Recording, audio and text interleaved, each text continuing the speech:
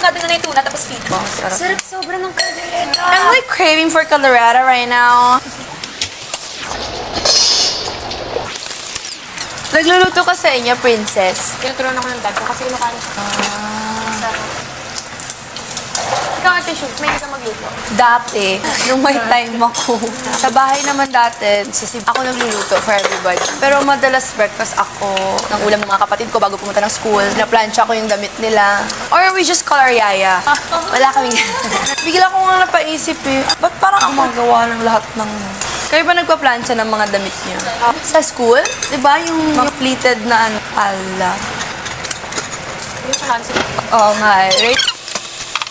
Nobody gets me. Lapit na tayo matapos, no? Lulutuin ko na yung sa dalawang prinsipe. Gusto kasi nila mainit.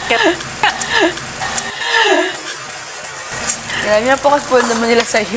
Buti hindi mo naisipan na lahat. Yung iba kasi gusto nila sila. Paano kung lahat, di ba? Pauti lang lahat naghihintay lang. The mga first 2 weeks, gano'n, everyday lahat ng ito. Ganon din kami kay Sneer. Kuya, bigyan mo po ako ng pagkain. Inubos ko na yung itlog ko. Kuya, paano kung mamatay ako dito?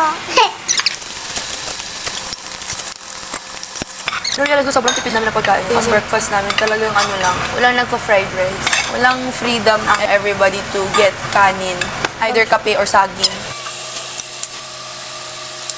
So, ano pa kayo pwede lutuin? Wala akong pagkain. Hindi mentally, physically.